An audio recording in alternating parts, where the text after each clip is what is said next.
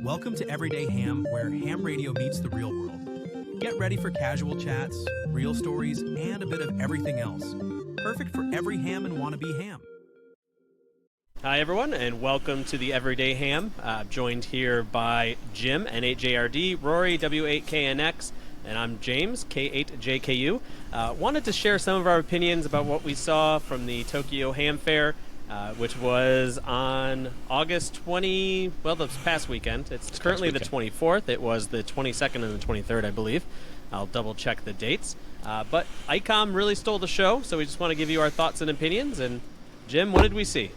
Yeah, it's first of all, credit where credit's due. Ray from ICOM was the gentleman that really put us in the driver's seat to see some cool stuff that ICOM had released, and he worked with Ham Radio Crash Course to deliver that content pretty much late-breakingly as the doors were opening. So a couple of shout-outs there. We are not obviously in Japan, nor were we able to travel there. We didn't have any connections, but as with most of you, we were consuming the news as it was being delivered via all of the favorite things. So thank you, Josh, and thank you to Ray, of course, for taking time to share it. But yeah, you're absolutely right, James. Last year's show belonged to Yaesu with the FTX1. There is no doubt that they stole the show last year, and this year, ICOM, it was their turn. It was awesome to see. Two new radios from ICOM that were very interesting. There were some new antennas, some other things there that Ray was excited about as well, but a little more specialized for those folks that are operating microwave. So we won't belabor the fact that the big one was likely the 7300 Mark II, which is ICOM's stalwart HF unit. So we have a very interesting naming convention too. I personally like the Mark II, but yep, so they brought us a brand new... It's something they borrowed from when they did the 706 back in the day when the 706 got upgraded. So it's the same idea. Yep. Physically, if you're looking at the front of this unit and you didn't look at the silk screen, you would be looking at the same radio functionally as the 7300 for most intents and purposes. But ICOM went ahead and listened to a whole lot of, I think, user feedback here. They sure did. I can really appreciate this because... they are one of those radio brands, and Ray said it, I think, when he met with us a couple of weeks ago now. Sometimes it's not worth just updating to update, and they knew that they had a good thing going with the 7300. The original one has sold extremely well, and if you don't know somebody that owns a 7300, I would be shocked. You may own one yourself.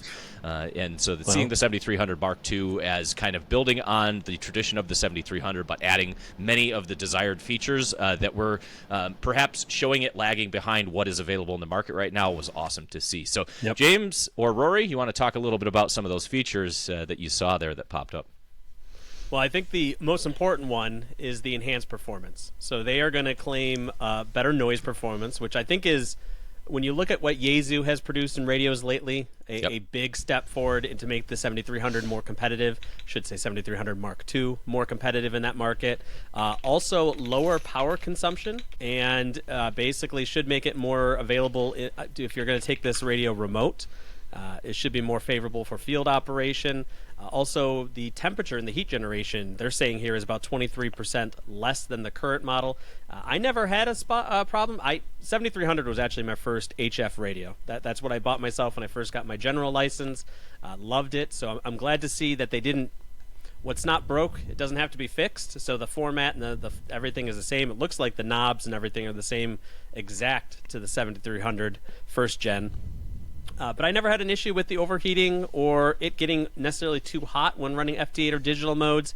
But it's good to see, hey, it's still more power efficient and it's running cooler, so that's never a bad thing.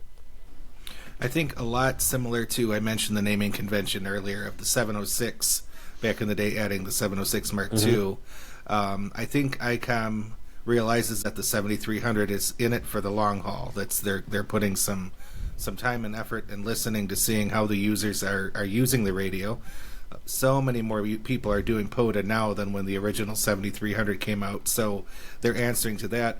And they're also realizing that it is a solid entry-level rig as well. People coming into the hobby are able to buy this radio and pretty much do everything they want to do with HF and have a tremendous experience doing it. So ICOM definitely stayed tuned in to what the users are doing with this radio, and made those changes. I'm excited to see the first ones roll off the line. Of course, we haven't heard dates or dollar values yet, but I will be the big one. I will be curious to see the first ones of these come off the line and hear what some of the people, because there's a lot of people that have run 7300s hard and long that will be first in line to pick up the 7300 Mark II, and they'll be the ones giving us the reviews first. Well, and they are saying shipments are planned by the end of 2025, so maybe it's get on your Christmas list or whatever holiday you celebrate list, kind of treat yourself. I got two things here. The ever cheap gentleman that I am excited for those of you that don't already have an OG 7300, because that means the prices are coming down on those for the used market, and it's a hell of a radio if you're a starter in this hobby. Even if you're a couple years into it and you don't have one with a big screen yet, 7300s, I saw one listed on QRZ this weekend for $650 in mint shape. A guy claimed that hadn't been used much. I think we're going to keep seeing those prices come down with the release of the Mark III. You always find that when these fancy new radios get announced, that the people that have the predecessor to it will do the quick dump because they don't want to get stuck holding the bag. So if you are looking for a radio, can't go wrong with the 7300, and there's going to be plenty of them out there because, like I say, one of the best-selling HF radios that we're aware of on the market. So I think that's cool, right? As let's thinking a little outside, right? If you're not right into the Mark II, which I would expect is going to be somewhere in the $12.99 range. There you go. There's another N8JRD prediction right out of the gate. Probably $12.99. Speculation mode. There we go. Yep. But I am very, very excited for those folks that haven't picked up a 7300 yet. Those are going to come down in price, and you're going to have the rush to the new one there. It's very exciting. One other thing, we talked about all the phase noise characteristics, and I heard 12 decibel reported over and over again as improved by 12 decibel. I can't make heads or tails of it yet. The graphs don't make a lot of sense to me. I was going to ask you if you could explain them to me. Nope. I'm not going to admit that I really fully understood what I was looking at. Nope. I think that what we're seeing is some marketing hype, number-wise, but what I think will be very interesting is right now ICOM's original 7300, it looks like Sherwood's tested 2 of them now, sits 25 on the list, right? And we know that 710, DX10, DX101MP all sit 1, 2, 3 on the list. So it will be really interesting to see if Mark II brings that number on the Sherwood list up a little bit. And honestly, I have not ever heard very much complaining about how the 7300 performs as a solo radio. The only thing that I've ever heard folks complain about is in a busy environment like a field day or multi-radio scenario where you have many radios operating close on bands. The 7300 doesn't do as well in rejection on the front end as some of the Yaesu stuff, and that's why they're not always favored for busy operating environments. But it sounds to me like ICOM has really taken some of what they've learned. They've made it more efficient. They've made it more sensitive, and I'm really curious to see what the test results look like here. It looks like a really cool radio. The back of it, which James is showing now, I think, on the screen, getting the SMA additional receive port is really cool. That's a feature that you only usually see now on the higher-end radios. A second receive antenna port that just adds flexibility to your operating style. In and out. So it's a RX antenna in and out with SMA connectors, which is an interesting choice. But that means you could put a bandpass filter in line, for example, or a better receiving antenna. Nice addition. What's that? What's that funny looking video plug that we don't see often on on amateur radio? What's that funny looking thing? That, my friends, is a trademarked HDMI port, which is a new. I guess there was a debate online, which was interesting to me. There were people defending the DVI port. I didn't expect that, but this does have, to my knowledge, one of the first HDMI ports in, let's say, an entry-level radio that is going out. And it does include audio out, too, I heard. Yeah, I'm glad to see this finally coming around. I realize that it carries a licensing fee, which is why many of the manufacturers have not yet bought in to the idea of HDMI. But to be very honest with you, with the video stacks the way they are these days, most of our displays are digital. Most of our displays have these ports. They're ubiquitous as hell. So having something that's a more standard Yes. port on an entry-level unit means that more folks are going to be able to use it than with the old DVI Yeah. port.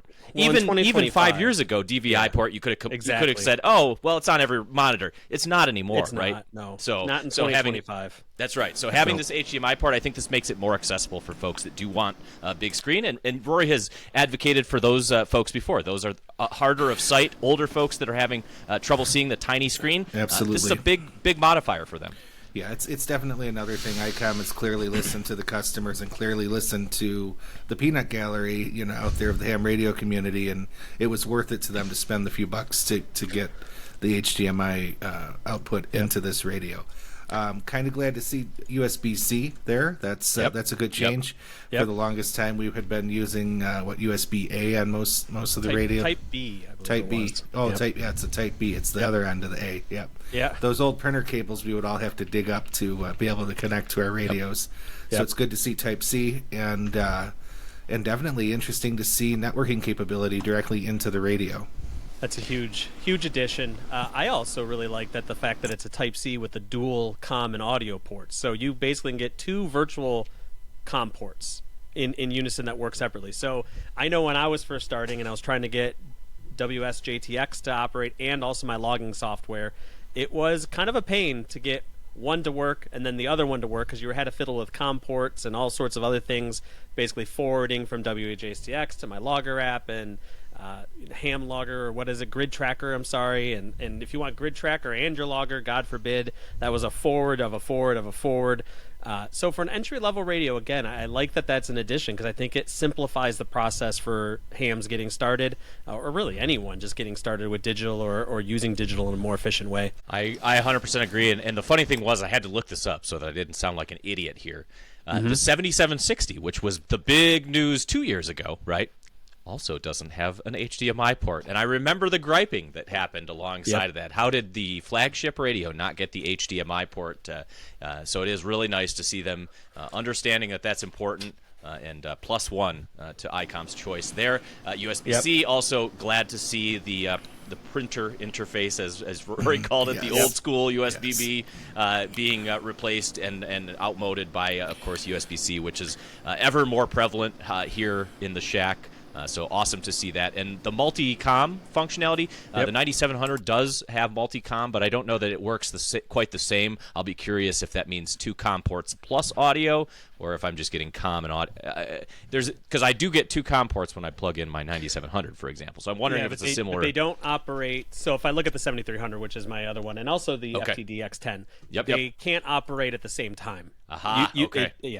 They're not independent from each other. So this is offering some even additional functionality to that. Very cool to see some of those things. Like I said, this really does feel like ICOM watched the market, listened to what folks wanted, and built us a new, more awesome version of a radio that has an excellent reputation already. So I don't think you're going to go wrong buying a 7300 Mark II. And before we move on to the next radio that was also, let's say, announced, the thing I think that ICOM did right here was the 7300 was a long player for them.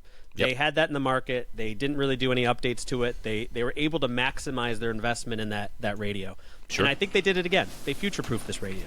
HDMI, Type-C USB, putting the SMA receiver antennas on the back. You really did a good job that this radio can be still a mainstay for the next 5 years plus, with maybe some slight modifications. So kudos to them. I think they learned that this is how you do it. I will be exceptionally interested to see what improvements we see to the software in the radio. Of course, the CW decoder is an add. I would expect there's some other things. Some of my ham friends have been longtime users of the 7300 as well as you, James, and I think I wish I should have thought about it to reach out to my friend Sean Cade, SAW. He's a 7300 user. And there were a couple things I remember he used to always complain about that were absent in the radio that would be nice to have. And I wonder if those things, again, not knowing what they are, make that not a useful conversation at the moment. But I'm curious if some of those missing items will show up in this new version. Yeah, they did a good job. So kudos to ICOM. And maybe let's move on to the next announcement, which we saw from I believe the only place we were able to find it was on ICOM's UK website. That's right. Any kind of official press release, let's say, was they announced a ID 5200 as well as an AH6 antenna tuner model as well. But let's focus on. Let me say I don't care at all about AH6. Yeah. No. Yeah, Let me say that I'm extremely excited to see ICOM modernizing what was clearly something they were behind on in the VU space. We didn't have a modern mobile radio from ICOM. This is exciting for me. You guys all know, and I've been talking about waiting for the Kenwood TMD 750 to come out, and I am still waiting for that radio to come out. I'll still buy the Kenwood. But being a longtime ID 5100 user, having two of them, one here on my desk in the shack and one in the mobile, this is exceptionally exciting to see the color screen, the updated display, the updated controls. Yep. It's very, very nice to see. That's something a couple of us that I know locally here have discussed, that the black and white screen, the monochrome screen, it's starting to look aged, and it doesn't work that well in direct sunlight either. So hopefully this upgrade to the screen takes care of that. Not a whole lot of information on this one. It seems like functionally a very similar radio, of course, keeping the touchscreen and the wide receive that it has. Adding in Wi-Fi and Bluetooth, which Bluetooth was something you could add as an option to the 5100, which I did in both of mine. But having Wi-Fi in it leads to the internal gateway function, which will allow you to operate D-Star without having to run a hotspot, which I think is pretty cool. I don't run nearly as much D-Star as I once did, so that's not as big of a selling point.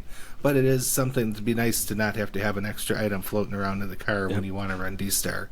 And we'll have to make note, put that back up. Sorry.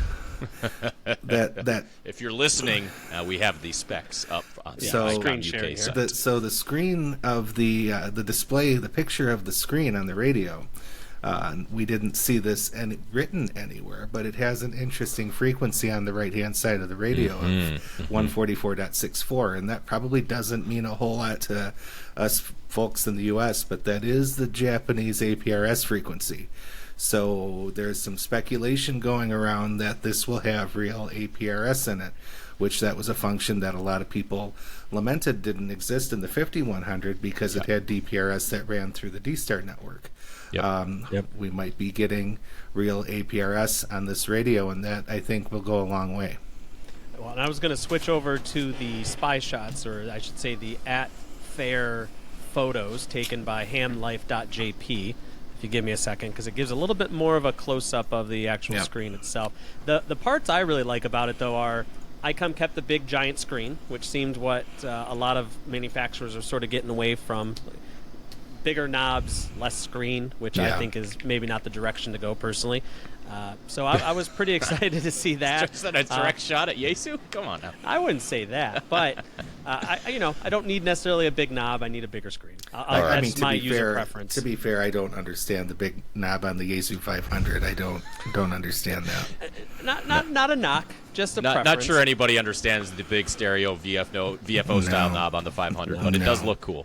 And let me see if I can zoom in on these screens. If you're watching, we have again hamlife.jp. They did a whole write-up on what they saw at the Ham Fest there, and I'll kind of scroll down. The other thing from the, let's say, concept announcement is it appears to keep full duplex as well. I wonder if you right-click on the image and open the image in a new tab, if you'll get a higher res. It didn't give me much better, unfortunately. Okay. I did try that. I think there's a super zoom here coming up here in a second. Here we go. So another tell in that one, well, two tells towards the APRS thing. You see a GPS indicator on the top row that the radio is locked into GPS, and you also see that KISS 96, which APRS in Japan is 9600 baud. Yep. So that's another potential tell. So very, very interested to see where this radio is going to lead when it comes out for real. It was interesting to me that they were playing so coy on the KISS 96, because we all know that it's definitely keep it simple, stupid style interface, right? Like it's a data interface, and I do wonder if that might also be an indication that there's a couple of one more thing type announcements coming on the 5200. This is a really early look, as far as I can tell. This is under glass. Ray made a comment about under glass. You can expect a year plus out at this point from ICOM, right? Yep. So we won't see this radio at the end of 2025. This will be probably an end of 2026 radio. Again, speculation star. It is a concept. Yep. That's so right. I would say that's probably safe speculation at this point. Yep. So before we exit, though, Rory, you were excited about the Kenwood mobile radio that was under glass last year, announced at the Tokyo Ham Fair, under glass at Hamvention still. We know that they had to go back and do some re-engineering because of part components when we talked to the sales rep at the Hamvention. So anyway, these could come out maybe at the same time. Again, speculation here. Yeah, because if you were going to like, the store, what are you buying? Well, I'm buying the Kenwood, but I we'll see the 5100. We'll see what it does. It might, or I'm sorry, the 5200 might have to get one. We'll see what happens. But no, the Kenwood has 220, and this does not have 220. So that's still the tell.